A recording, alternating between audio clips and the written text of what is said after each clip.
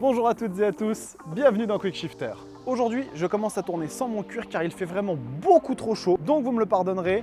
Vous inquiétez pas, quand je suis sur la moto, je fais attention. Il existe plusieurs catégories de motos. La première est celle que j'appellerais les machines utilitaires. Ce sont des motos qui sont souvent achetées pour répondre à un besoin particulier, qui sont modestement motorisées et qui ont en règle générale un ou deux aspects qui plaisent à leur acquéreur. La deuxième catégorie va fournir beaucoup plus de sensations. Il s'agit de machines grand public qui en règle générale vont avoir un moteur plus costaud et des parties cycles plus agiles. La catégorie des 600 à 800 cm3 répond plutôt bien à ce besoin. C'est le plus souvent des machines très demandées et accessibles à la plupart des motards.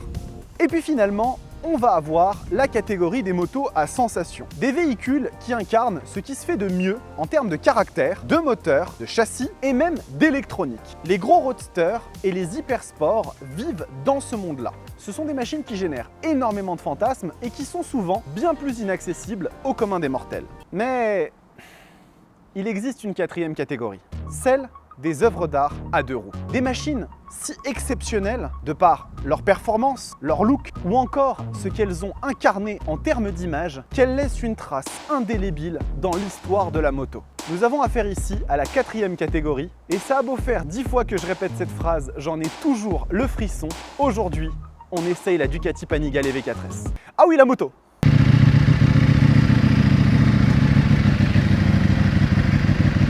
Allez, cette intro a beaucoup trop duré, générique.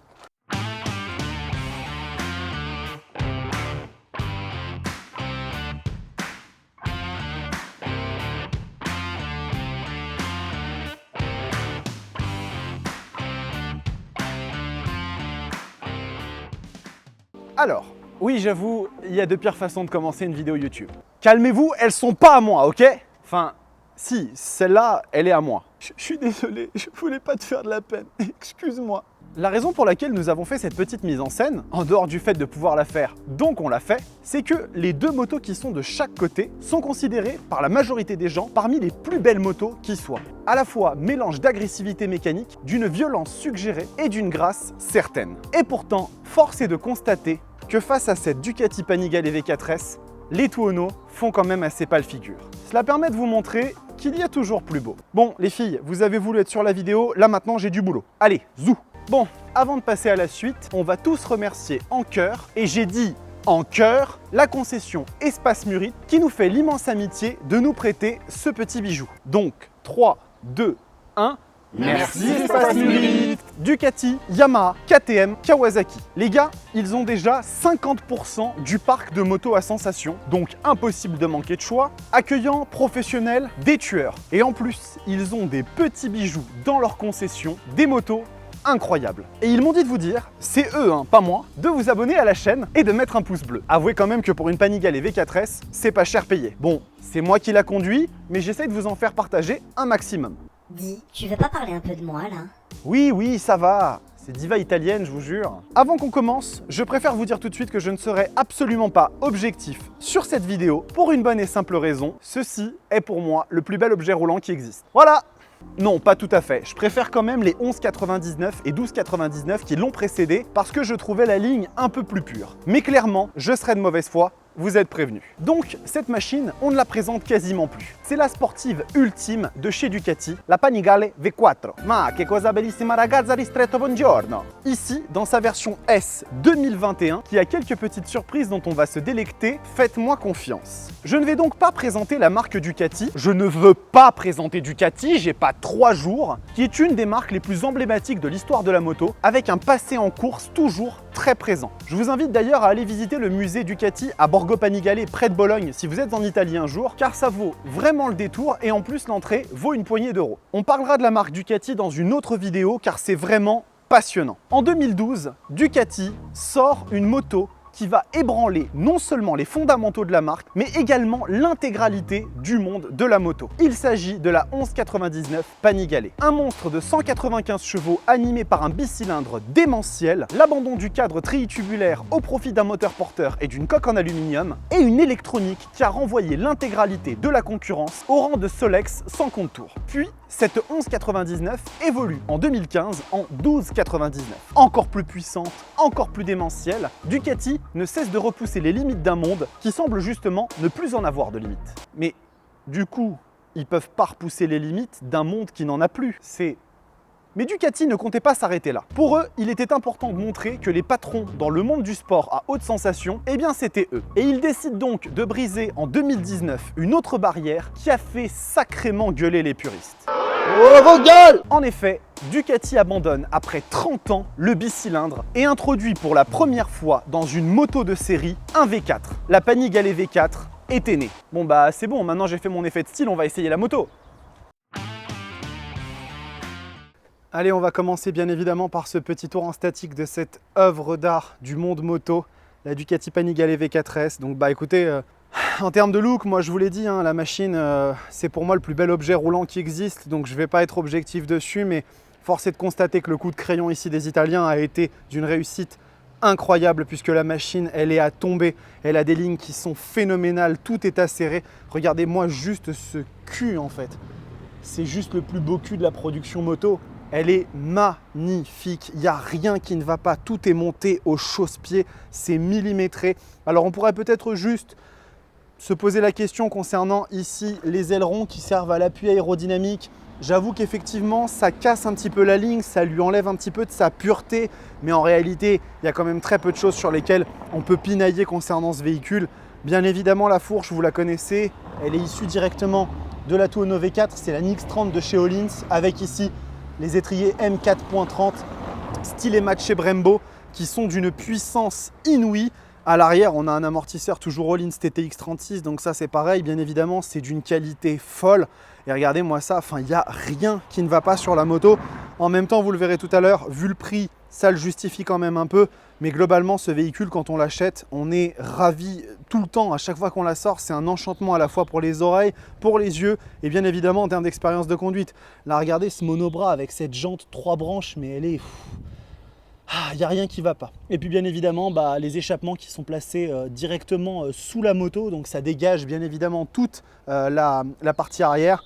Et donc ça lui donne vraiment une ligne magnifique. On va allumer un petit peu le tableau de bord pour voir un petit peu ce que ça donne, même si ce n'est pas la partie sur laquelle on veut se focaliser.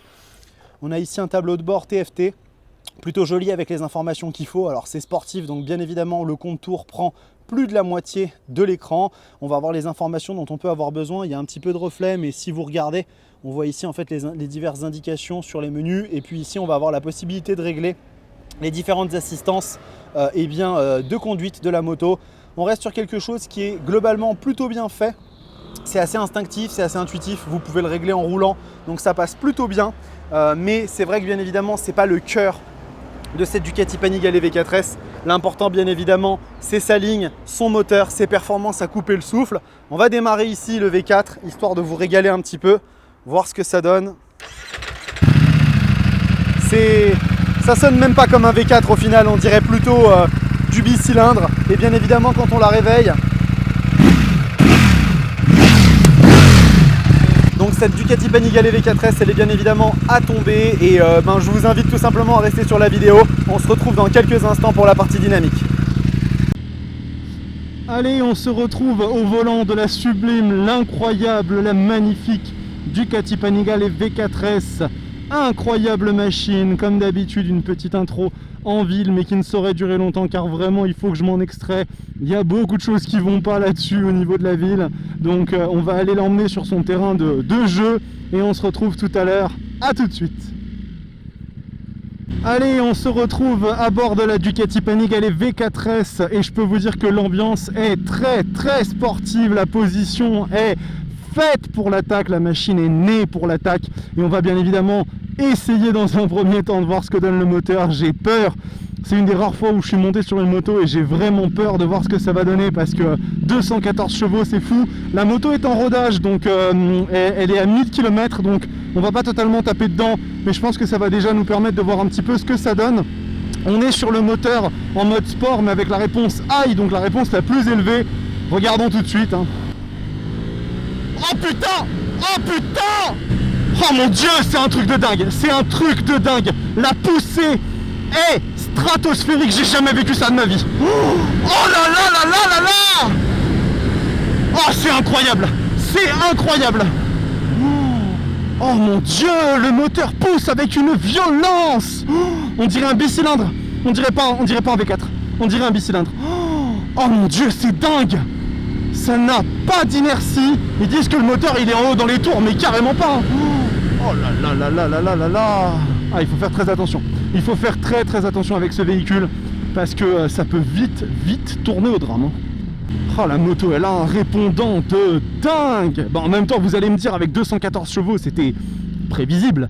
Mais la réalité quand elle tape, c'est incroyable. C'est incroyable. J'ai jamais vécu ça de ma vie. C'est dingue. J'ose même pas imaginer ce que ça donne de 12 à 15. Oh là là là là là là. La poussée, elle est stratosphérique. La moto, elle est d'une brutalité. C'est formidable. C'est formidable. C'est dingue. C'est dingue. Normalement, je parle souvent du châssis avant, mais là, je vais parler du frein en premier lieu parce que ça s'associe bien avec le moteur et ce sera peut-être comme ça que je vais faire dans le futur. Le freinage est d'une puissance, mais aussi dosable. Hein. C'est ça qui est assez incroyable, c'est que les stylémas sont vraiment hyper mordants. Oh là là, ça enterre, mais rapidement. Il faut faire attention. Après, il y a un ABS bien évidemment et tout, mais il faut faire très très attention. J'avoue que je suis moins dans la préparation sur cet essai que plus dans le ressenti. Je voulais vraiment le faire comme ça pour vivre cette moto. Oh, c'est incroyable. Les freins sont... Ouais, les freins sont là, il n'y a aucun problème. La moto, elle vous arrête nickel. Oh, écoutez-moi ce bruit. C'est incroyable. C'est incroyable. Oh, et le châssis, mon Dieu. C'est une vraie pistarde. Cette moto est faite pour la piste. Cette moto est faite pour la piste. Le châssis est d'une précision chirurgicale. Il faut un petit peu de poigne pour l'engager parce que c'est normal, c'est une 1000 par rapport à une 600 cm3. Mais par contre, elle va où vous voulez. Elle va où vous voulez. Oh là là là là là là là là. Et puis ça relance, ça repart direct. Et l'ambiance sonore, mon Dieu. C'est un peu pêle-mêle cet essai. Je suis désolé, mais je suis sous l'émotion en fait. C'est incroyable. C'est juste incroyable. Oh là là là là là là là là là là là là là. Elle est extraordinaire. Elle est extraordinaire. J'ai jamais vécu ça de ma vie. Le châssis est implacable de précision. La moto, elle est d'une rigueur. Ça attaque avec une vivacité. C'est dingue. Le shifter fonctionne merveilleusement bien. Les rapports sont un petit peu fermes, mais pas rien qui me surprenne hein, sur une moto de cet acabit-là. Oh, et l'angle. Il y a que les hypersports pour vous donner une prise d'angle comme ça, aussi facile, aussi intuitive. Ça vient tout seul. Ça vient tout seul. Et quand vous sortez de l'angle, vous avez 214 chevaux au V4 à la poignée qui vous attendent. Sur une des motos les plus incroyables de tous les temps. C'est incroyable. C'est incroyable. Ah, Ah, je vis un truc de fou là. Ah, franchement, c'est waouh. Elle est dingue, elle est dingue. Oh, elle est dingue.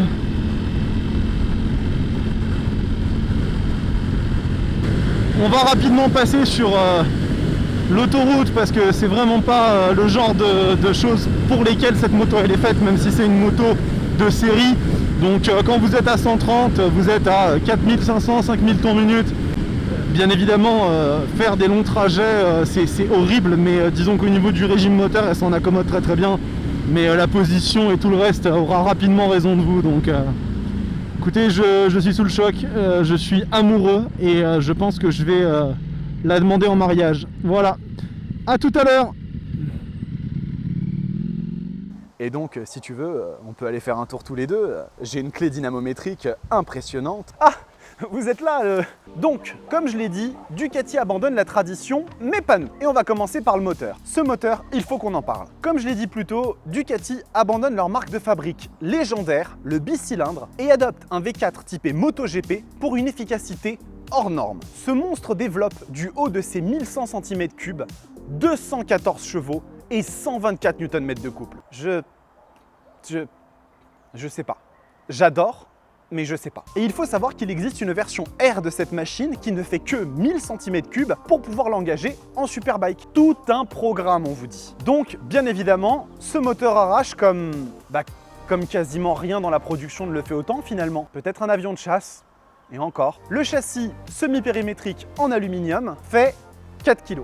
C'est de la mécanique ou de la sorcellerie à ce niveau-là? Du coup, niveau poids, on est à 174 kg à sec. Vous vous souvenez de l'épisode de la RS 660? 169 kg elle faisait la moto. Celle-ci en fait 5 de plus pour quasiment le double de cylindrée et 130 chevaux de mieux. C'est aiguisé, c'est tranchant. Omae wa mo shindeiru.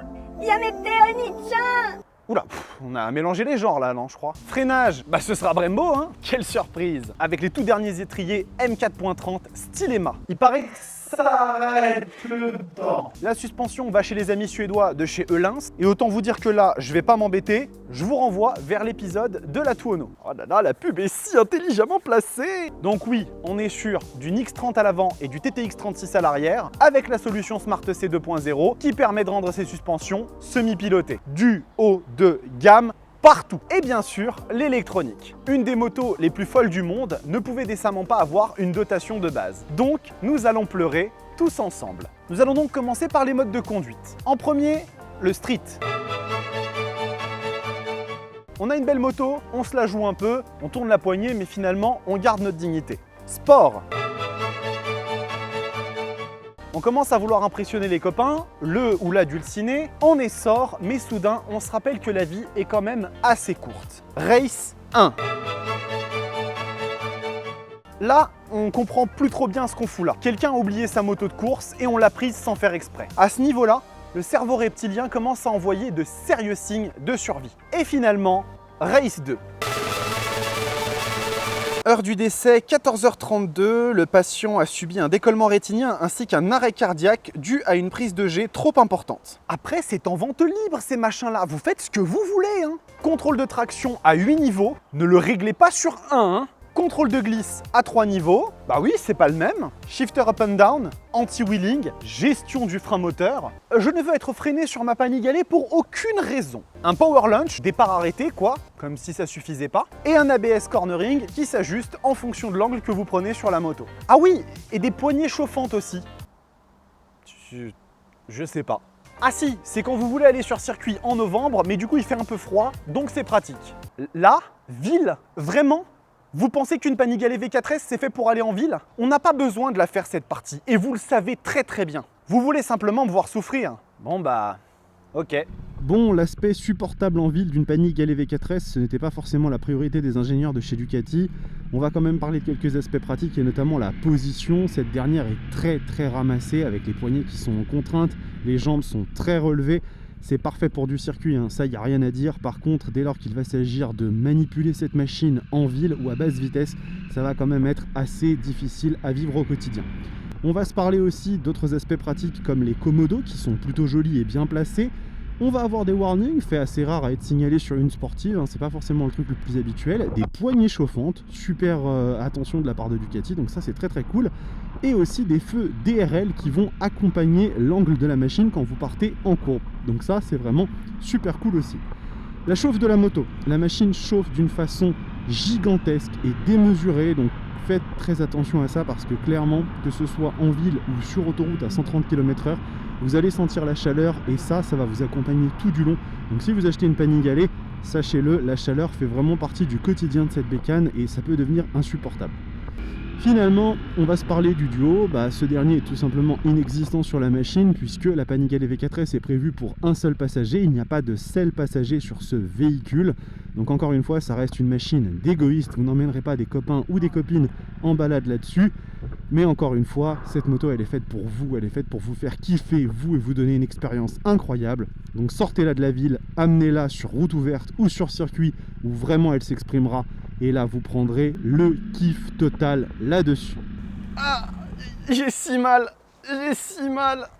Bah oui, vous vous attendiez à quoi? Une Panigale V4S en ville? Bon, on a quand même quelques qualités, notamment le poids qui la rend très agile et facile à manipuler. Mais la position vous tue les poignets et le dos. Le moteur chauffe à vous en cuire les jambes. Et clairement, cette moto, elle est juste faite pour aller sur un circuit, quoi. Après, si vous réussissez à la sortir de l'agglomération sans perdre de vertèbres, vous allez réussir à atteindre une expérience qui transcende la notion de plaisir. Il faudrait presque inventer un mot pour ça. Je dirais que c'est orgasme incroyabuleux, tout simplement.